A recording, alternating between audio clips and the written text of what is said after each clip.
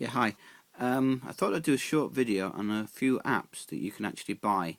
Not actually buy, you can get free from the App Store, from the Apple App Store.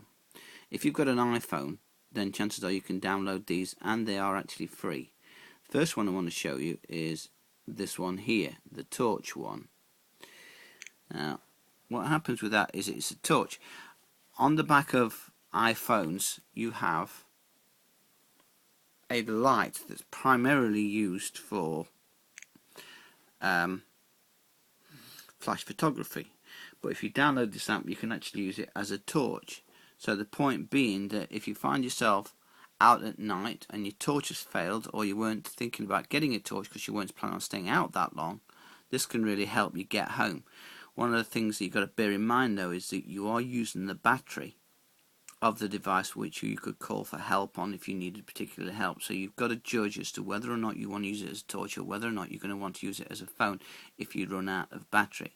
It might be a good idea to actually stop using the torch when you've only got, say, 10% left or 20% left on your phone, so that you know you've got backup enough to make a phone call should you need to use it. Another interesting aspect of this is, if I can find it here, is you can do Morse code, and you've got a little SOS button there. Now if you see that, it is now flashing SOS.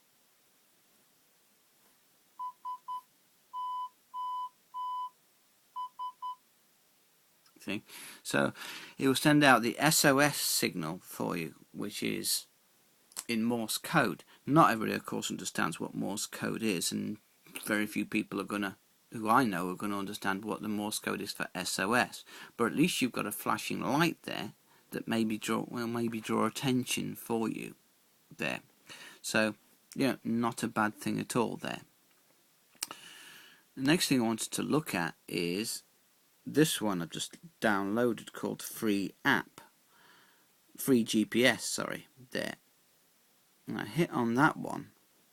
What it does is it is a GPS recorder. Dismiss that. It is a GPS device, and what you can do with it is you can set it to remember the coordinates that you're actually, say, standing at, and then when you want to go back, just tell it to go back to that particular point.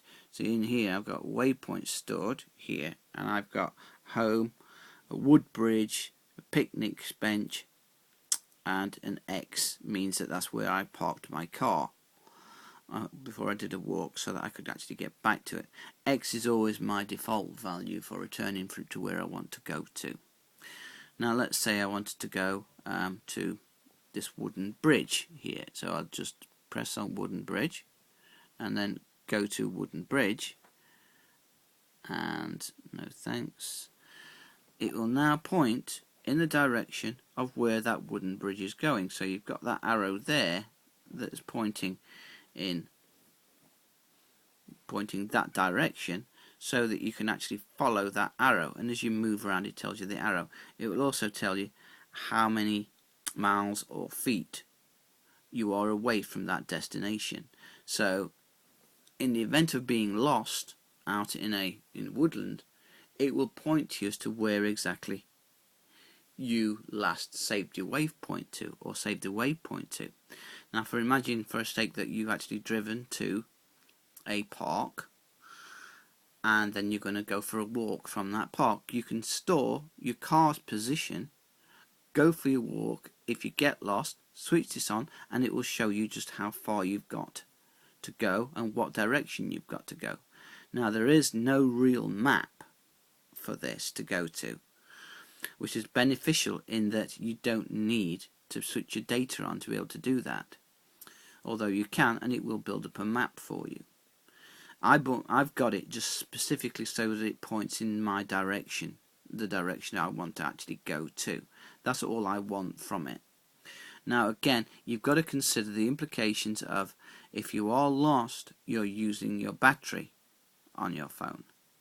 So you've got to consider whether or not you're better off using it for making a phone call if you need real help, or whether or not you want to be using that battery power to guide you back to, say, your car or the place where you last stored a waypoint. Very simple device to use. All you need to do is hit waypoints and then, let's have a look, add waypoint or add current position. So where I am right now, which is at home, if I add current position, it will save it and I can just store it under whatever name. I've stored my home under the name home, which is not a bad idea. And dismiss that, and we go back to that again. Very simple to use, very easy. One of the downsides is there is no real, this is not a sat nav. It will not direct you street by street to where you want it to go, because you haven't got that facility on most GPSs where it tells you where walking roads are, where little walking tracks are to get home. So you've got to be able to just use the actual direction. Now if you're in a woodland, it may be pointing towards dense woodland and you need to go to a right or a left and you've got to go straight.